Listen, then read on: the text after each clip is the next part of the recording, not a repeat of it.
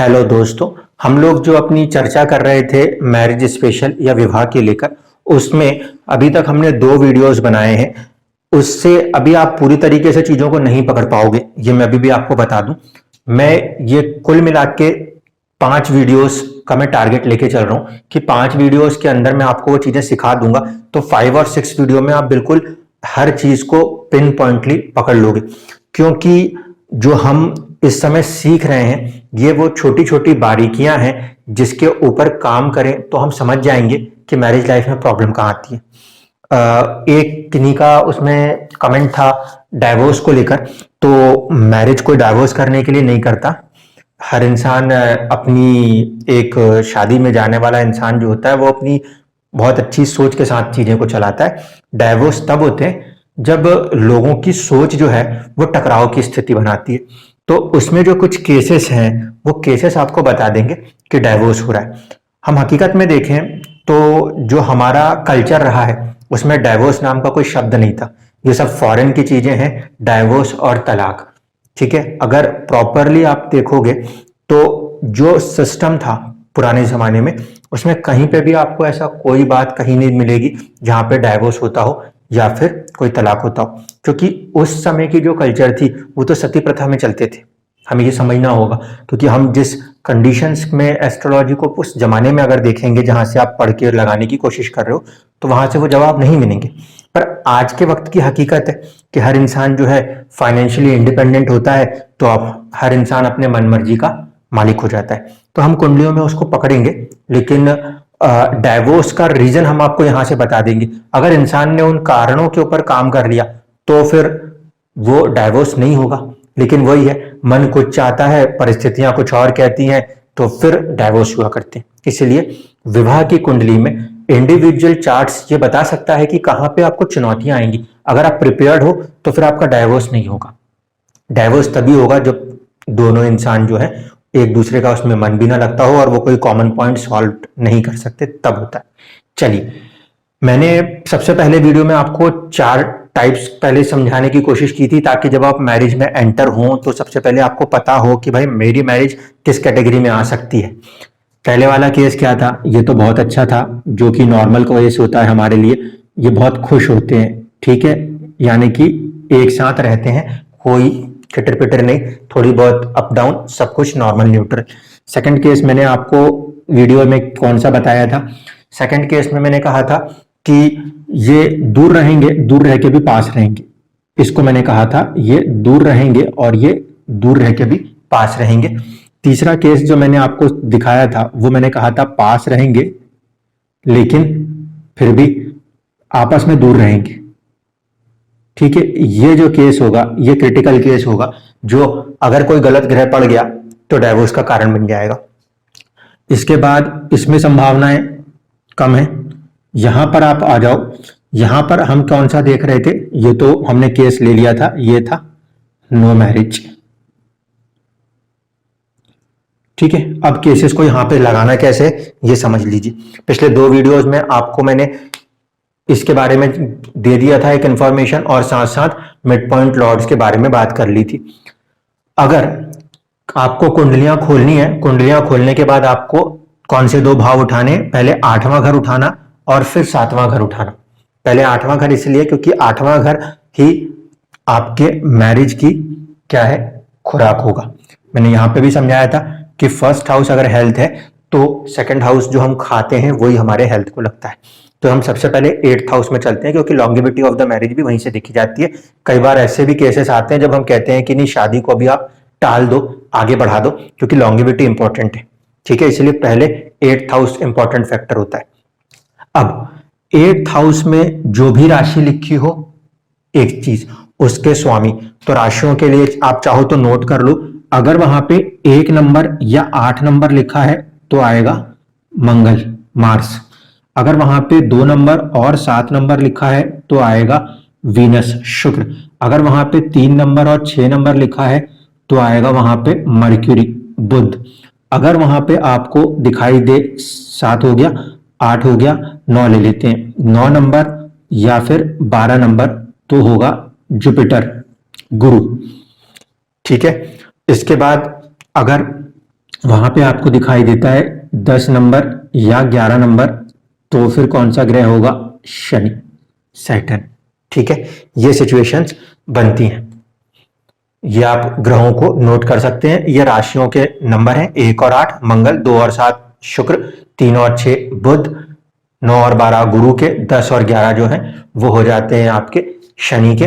5 होता है सूर्य के लिए और 4 होता है चंद्रमा के लिए। 5 हो गया सूर्य के लिए, 4 लिखा है तो चंद्रमा। ठीक है, ये तो ऊपर से हो जाएगा। इसके बाद इसके अंदर जो है हम नक्षत्रों को देखेंगे। मैं जब वीडियो 4 कंप्लीट कर लूंगा तो मैं सोच रहा हूँ वीडियो 5 में इंडिविजुअल लगन के लिए भी बता दूंगा पूरी तरीके से।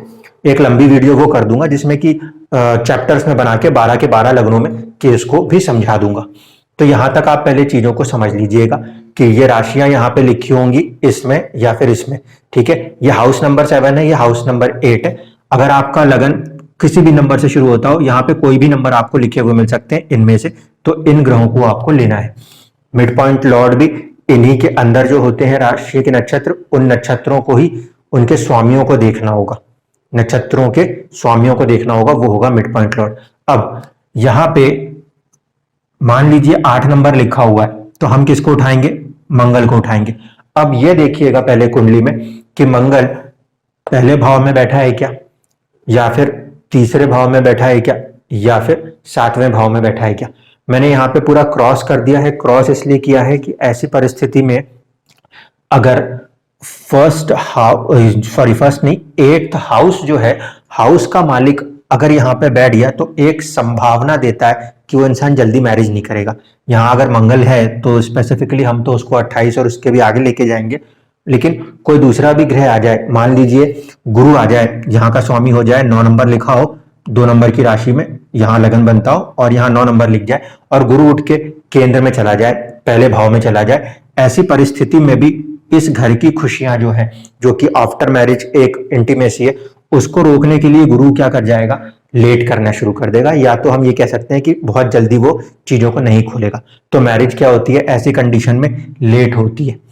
अगर यही कंडीशन यहां के मिड पॉइंट लॉर्ड ने दे दी, यहाँ के मिड पॉइंट लॉर्ड, जैसे मैंने यहाँ पे आपको सबकॉन्शियस माइंड का एक शब्द दिया था, वैसे ही यहाँ पे भी जो इसमें नक्षत्र आएगा उसके स्वामी ने अगर यहाँ प्लेसमेंट ले ली, तो फिर इंसान का कई बार तो मन ही नहीं करेगा शादी करने के लिए। ऐसी परिस्थिति में नो मैरिज की कंडीशन ज्यादातर देखने को मिलती है।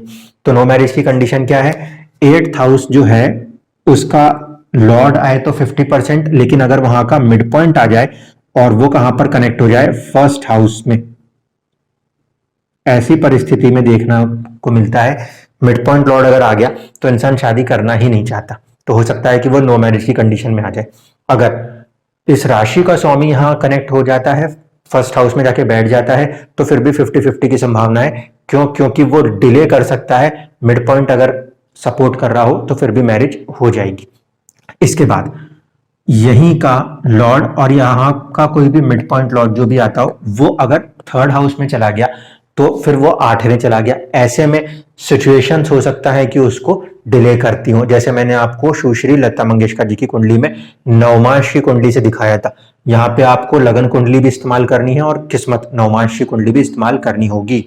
इसके बाद यहाँ का मिड पॉइंट लॉर्ड या यहाँ का राशि स्वामी 7th हाउस में जाके बैठ गया तो आफ्टर मैरिज प्रॉब्लम्स होने की संभावना रहती है। ऐसे में भी हम कहते हैं कि ठीक है, कोशिश करो थोड़ा देर से ही मैरिज करो ताकि उसकी लॉन्गिविटी लंबी खिंच जाए।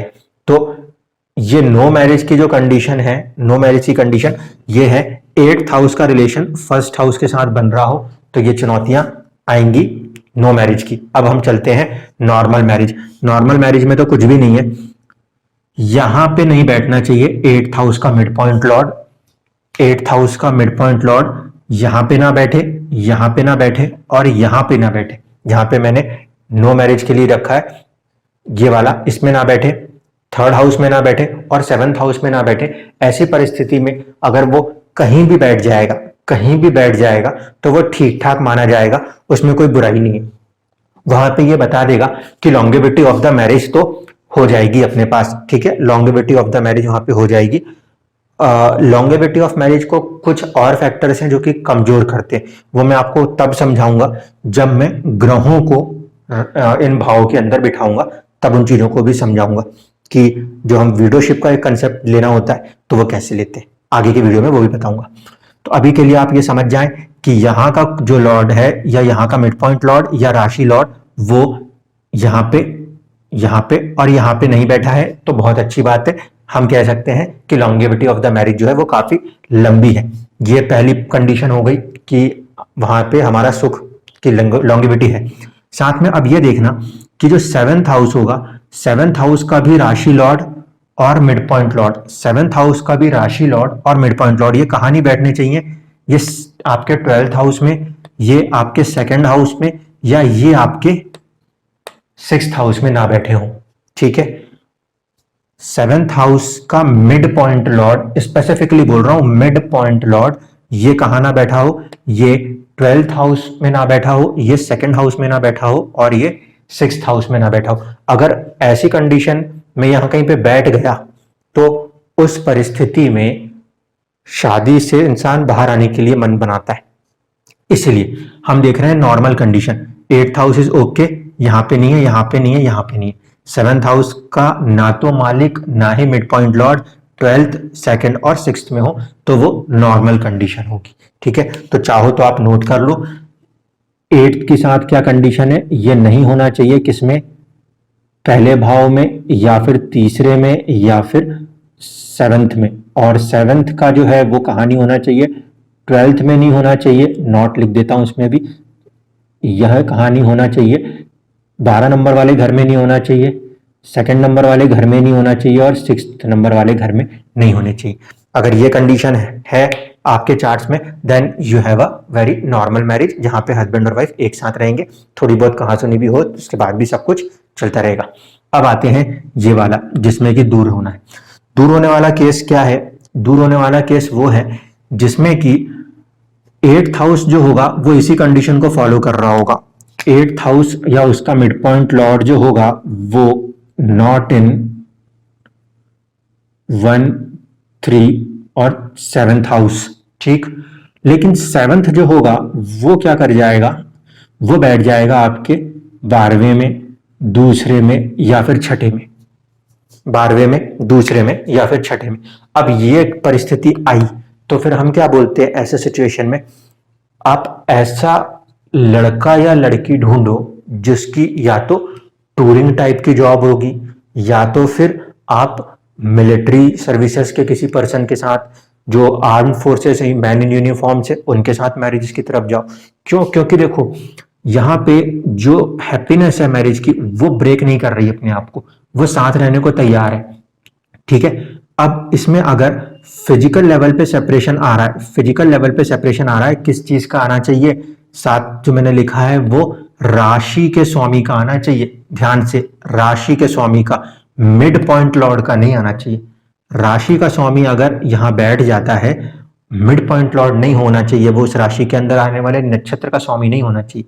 ऐसी परिस्थिति में हम यहाँ पे प्रेफर करेंगे कि आप ऐसे मैरिजेस की तरफ आगे मूव करो जहां पे आपको या तो टूरिंग दिखता हो या तो फिर आपको यूनिफॉर्म दिखती हो। यूनिफॉर्म से मतलब होता है सेना। ठीक है, काफी समय लंबे तक दूरी हम रहना पड़ता है। मर्चेंट नेवी, ऐसी चीजों में भी आप यहाँ पे सोच सकते हो। यानी कि जो लोग कहते हैं ना कि हम यहाँ पे रहकर हमारे पार्टनर जो है वो विदेश में जाके काम कर रहे हैं, तो ये हो रहा है कि वो they are still loving each other but physical separation है। यहाँ का मिड पॉइंट लॉर्ड अभी भी एक दूसरे पार्टनर के ऊपर ट्रस्ट को बरकरार रख रहा है, एक दूसरे की केयर को बरकरार रख रहा है, और मैरिज हैप्पी चली जाएगी। देखिए, इस परिस्थिति में कहीं ना कहीं हस्बैंड वाइफ दूर तो रह रहे हैं, लेकिन अभी भी डाइवोर्स की परिस्थिति नहीं बनती। अब आता है ये केस, ये पास पास लेकिन दूर दूर। अब क्या होगा?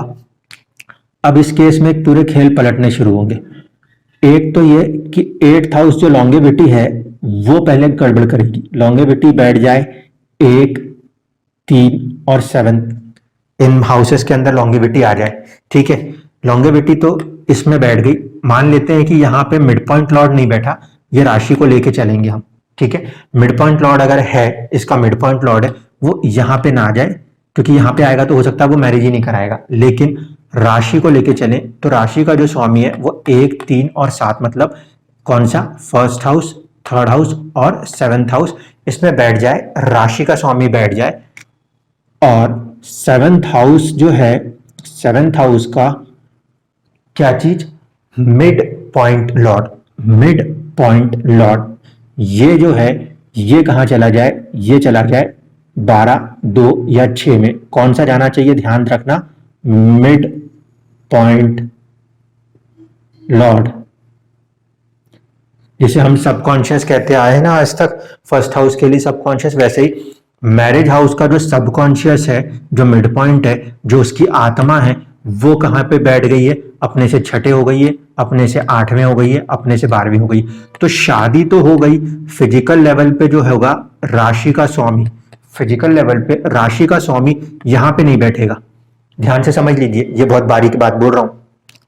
आपके मैरिज के यहाँ पे जो राशि लिखी होती है, उस राशि के जो स्वामी हैं वो यहाँ पे नहीं बैठेंगे। इसका मतलब है कि हस्बैंड और वाइफ जो है वो एक ही छत के नीचे रहते हुए दिखाई देंगे, फिजिकल सेपरेशन नहीं होगा। लेकिन जो यहाँ पे अंदर के नक्षत्र स्वामी होंगे वो मिड पॉइंट लॉर्ड या तो बैठ जाएं आपके कहां पर, 12th हाउस में, 2nd हाउस में, या 6th हाउस में। तो फिजिकली पास रहने के बावजूद भी इंसान अंदर ही अंदर कहीं ना कहीं दूरी बनाए रखता है, अंदर ही अंदर दूरी बनाए रखता है। ठीक है, तो यहां तक में 2 केस यहां से निकल के आते हैं। मैं नो मैरिज को मिटा देता हूं क्योंकि नो मैरिज को हम समझ चुके हैं, अगर वो हुई नहीं है तो फिर डाइवोर्स क्या और परेशानी क्या, इसको तो बाहर ही रख दे।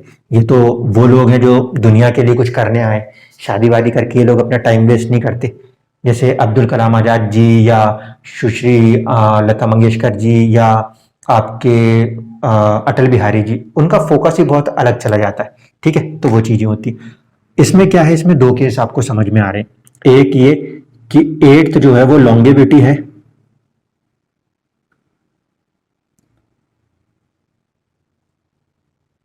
लॉन्गेविटी जो है वो भी डिस्टर्ब है। ठीक है, और साथ साथ लॉन्गेविटी डिस्टर्ब होने के साथ साथ क्या हो रहा है कि 7th हाउस का मिड पॉइंट लॉर्ड ये भी डिस्टर्ब कर रहा है। ठीक है, ये भी डिस्टर्ब कर रहा है, ये भी डिस्टर्ब कर रहा है। तब जाकर क्या कंडीशन बन सकती है, अगर सपोर्ट हो जाए किसका, राहु का, या फिर सपोर्ट हो जाए मार्स का, या फिर सपोर्ट हो जाए सन का। इसको आप ध्यान रखना। लॉन्गेविटी जो है ये डिस्टर्ब है, साथ ही साथ 7th हाउस का जो मिड पॉइंट लॉर्ड है ये भी यहां पे बैठा हुआ है, डिस्टर्ब है। लेकिन अगर इन ग्रहों ने समर्थन लगा दिया इसको या इसको, 8th हाउस को या 7th हाउस को एट द सेम टाइम, तो डाइवोर्स होता है, तो डाइवोर्स होता है। क्यों? क्योंकि ऐसे बहुत से केसेस आप देखना जिंदगी के अंदर, हमने बहुत सारे लोगों के साथ बात करी है, डील किया है। कुछ ऐसे केसेस हैं जहां पे मैरिजेस में बहुत ज्यादा चुनौतियों के बाद भी वो लोग साथ रह रहे हैं, उस तरीके से सेपरेट नहीं हो रहे। लेकिन अगर कोई ऐसा सेपरेटिस्ट नेचर का प्लेनेट कहीं भी कनेक्ट होता हो, या तो वो खुद मिड पॉइंट लॉर्ड बन जाता हो, या उन मिड पॉइंट लॉर्ड के साथ बैठ जाता हो, या आस्पेक्ट से कोई रिलेशन बना लेता हो, तो ऐसा इंसान साहस कर जाता है उस रिलेशन से बाहर आ जाने के लिए। पहला केस इसमें क्या हो रहा है, लॉन्गेविटी जो है, लॉन्गेविटी वो भी डिस्टर्ब होनी चाहिए। आस्पेक्ट यहां पर भी पापी ग्रहों की होगी, लॉन्गेविटी डिस्टर्ब होगी, और साथ साथ मिड पॉइंट लॉर्ड जो है वो कहीं ना कहीं इनसे कनेक्ट हो जाए। ऐसी परिस्थिति में क्या होगा, डाइवोर्स की संभावनाएं बहुत ज्यादा बढ़ जाएंगी, बहुत ज्यादा बढ़ जाएंगी। ठीक है, इसको कहीं से भी एक्स्ट्रा मैरिटल अफेयर से मत जोड़ लीजिएगा। ये बहुत अच्छे से साफ शब्दों में बता दूं कि यहाँ पे कोई नेगेटिव थॉट ऐसा वैसा ना बनाइएगा। ये जो है, ये हम बात कर रहे हैं कि मैरिज चलेगी या नहीं चलेगी, that is the longevity. And then comes कि मैरिज चलेगी तो हैप्पीली चलेगी कि नहीं चलेगी। अगर आपका मिड पॉइंट लॉर्ड यहाँ पर इस ग्रहों के साथ कहीं भी कनेक्ट हुआ तो इंसान या तो अपने ईगो के कारण, या अपने गुस्से के कारण, या बेवजह की सोच के कारण रिलेशन से बाहर आ जाएगा। इसीलिए जब ये केस आता हो, पास रहकर भी दूर रहने का, आपकी कुंडली में ही ये इशारा होता है। तो अपन पार्टनर की कुंडली को ब्लेम कैसे करेंगे, क्योंकि करेज करने के लिए तो दोनों पार्टनरों में से किसी भी एक की कुंडली तो वो काम करेगी ना। इसीलिए अपन इंडिविजुअल कुंडली जब भी देखते हैं उसमें यह देख लेते हैं कि कौन सा ग्रह कारण बनेगा, और जो ग्रह कारण बनेगा उसके तत्वों पे आपको काम करना पड़ेगा। मैंने आपको बहुत पहले ही समझाया था, दुनिया में आपको भगवान ने या आप जिस भी धर्म को मानते हो उनके बनाने वालों ने आपको पूरे बॉडी के साथ भेजा है। ठीक है, क्या सिर्फ इंसान ही तो नहीं बनाए ना, उन्होंने सबके लिए बनाया है। पूरी दुनिया में हर तरह के जानवर हैं और इंसान भी उनमें से एक जानवर है। लेकिन इंसान जो है वो या तो अपने ईगो के कारण, अपने गुस्से के कारण या अपनी मिसअंडरस्टैंडिंग के कारण चीजों को खराब कर लेता है। तो मैरिज के अंदर वाले चार्ट्स में ये बात हमेशा क्लियर होती है, आपको उन चीजों को वहीं पकड़ लेना होगा कि भैया मेरा कौन सा ग्रह है जो मेरे से ये काम करा सकता है, जो है उसके ऊपर आप काम करेंगे, then you can work very easily. और एक चीज और बताता हूं, मैरिज में जाने से पहले भी हम सेवेंथ हाउस को कनेक्ट करके समझ सकते हैं। क्यों? क्योंकि मैरिज के अलावा seventh house is a partnership.